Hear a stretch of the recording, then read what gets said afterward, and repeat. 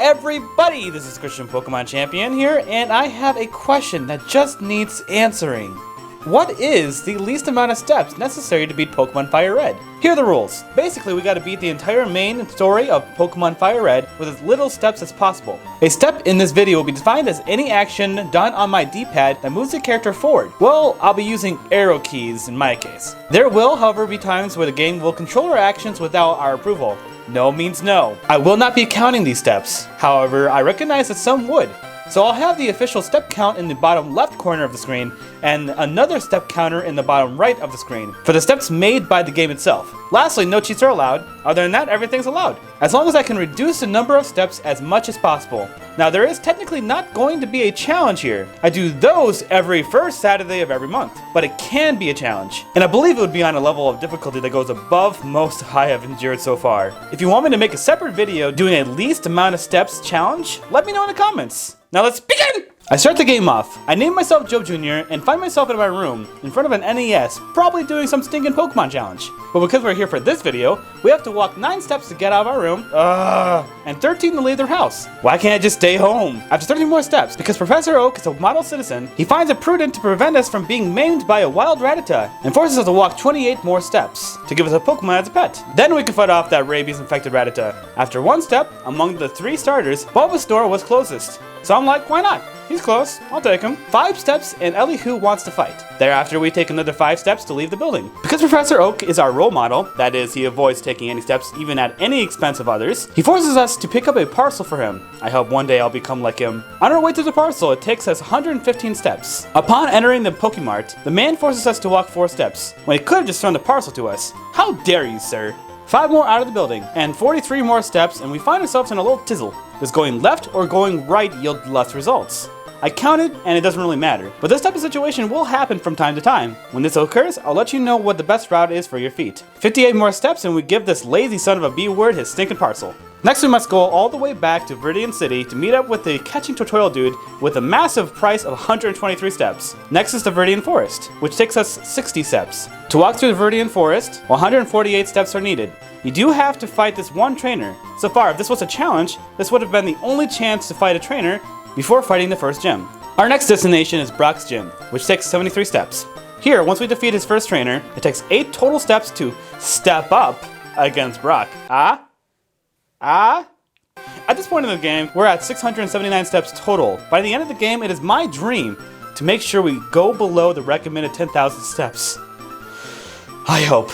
Ha! Take that, health specialists! After beating up Brock, we are to go to Mount Moon. But before this, we have to make sure we go to the market to purchase exactly 3 escape ropes. While this adds 10 extra steps to our total count in the short run, it'll really be useful in the future. Next, we receive our running shoes. So far, we've taken a total of 79 steps since the gym. Along the way to Mount Moon, there are a few trainers we have to fight in order to keep our goal of reduced stepping. Upon arriving to the cave, we have it added another 124 steps to our counter. In the cave, there are a few optional trainers. Also, once you defeat the final Team Rocket Grunt, when I was recording the footage, I thought I was forced to get the bleep fossil, but you're actually able to obtain either one without increasing your steps. Now out of the cave, which took us 261 steps, it takes us another 90 steps to get to Cerulean City. Now once again, I see we're at an impasse. The question is it better to fight the gym first and then Elihu, or vice versa? After some investigating, I have determined that it'll be better for us and our feet to go to the gym first. Trust me, I'm a professional counter. Doing so takes 27 steps to get to the gym and 19 more while in the gym. After defeating Magikarp Clone, our step counter is at 1,279 steps. Dang, my feet are getting tired. After Magikarp Clone, getting to Elihu takes another 70 steps. Walking through the bridge elicits 31, and going to Bill takes an added 85 steps. However, getting there has a couple of strange paths, but as long as you are following what I'm doing, you will find some rest for your feet. I took 5 steps to talk to random Clefairy, and what the bleep? Now he's a human. This dude's weird. At least it gets closer to me so I don't have to walk as much to get to him. Leaving Clefairy Man, we go another 138 steps to fight the Team Rocket Grunt with a Drowsy. Ever since I was young, I've always referred to this guy as the Team Rocket Grunt with a Drowsy. I was a simple child. To obtain the HM for Cut, we have to go to SS Ann, which takes up 256 steps. Man, I feel like my legs are bulgier than Goku's when he goes to Super Saiyan 3. In the boat, we must skip all the rooms to avoid any unnecessary steps. I suppose it's for the best, because people really shouldn't just barge into strangers' rooms.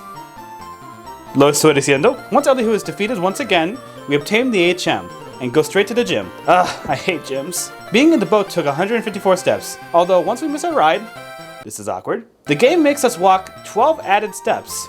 Girl, I can walk on my own 2 feet. 52 more steps and we're in the gym. I did teach Cut on how because I forgot to get an HM marker. Oh well. Now that we're in the gym, the problem here is that the trash can puzzle requires a lot of luck. We have to make sure that the trash cans are in our path to Pikachu clone and avoid any extra steps. Being in the gym takes 26 more steps off the lifespan of our feet, and a total of 2,096 so far steps. After the third gym, we have to go to the rock tunnel, but along the way, we have to get the bike voucher. After doing some counting, it is best to make sure that you first go to the SS Anne, then the gym, then the bike voucher. However, we're going to skip the bike shop. We'll go back there once we get Fly. By the time we get to the tunnel, we have added another 457 steps. Oi! By the way, just to let you know, I did get the HM for Flash, so that you guys can see the path we're going through in the tunnel. For the most part, the tunnel is straightforward. In this one part, you do have to go right rather than go down, and you're out of the cave in no time. After 257 steps. In Leverton Town, we are then to go to Celadon City. Doing this will be another 219 steps. Now that we're in Celadon City, we have arrived to the biggest issue of this video. Once you get to HM Fly, everything becomes pretty much simple overall. But in the meantime, we have several important story points we have to go through. Here are our key points. The Game Corner Hideout, the 4th gym, getting the T, and the HM Fly. This means we have a total of 24 different ways to handle all 4 points. This will mean 24 possible outcomes for our step count. This is worser than Doctor Strange's 14,605 outcomes. So I had to go through all 24 possible futures. It took a while, but once I did this, I discovered that the best overall route is to go to the hideout first, then the gym, then get the Fly, and then get the T. Now there is human error, and I was fatigued after counting so many times. So if I'm incorrect in my math, please let me know. Now going to the hideout takes 51 steps. While in the hideout, the usual route that we're supposed to follow will naturally yield the least amount of steps, as long as you skip the side parts of the building. Now there are also tiles that spin your character around.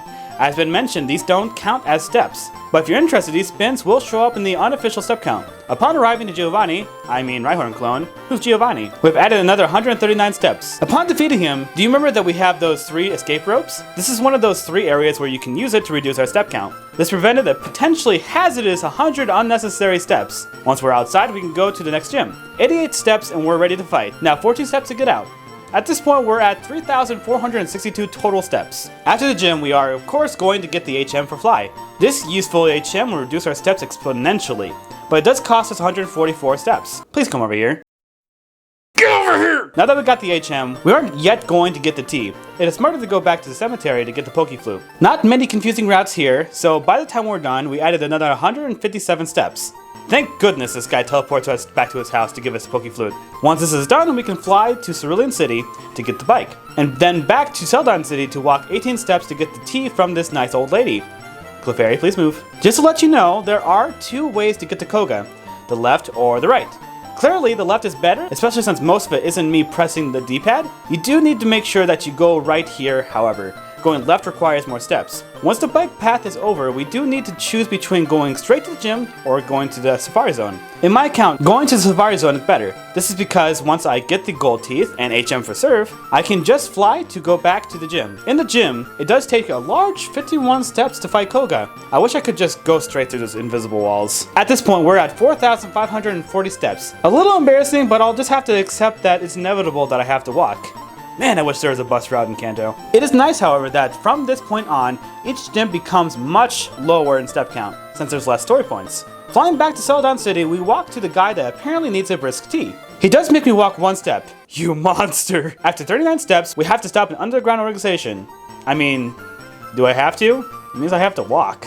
This means we have to use the most straightforward path to Rhyhorn clone. Following this path, it takes us 144 steps to beat up Elihu, and another 38 to fight Rhyhorn clone. After beating him, the game gives you a choice to get the Master Ball. It's not mandatory, so don't, because it'll save you 9 unnecessary steps. Afterward, use the escape rope to save foot muscles. Thereafter, we can fight Uhura clone.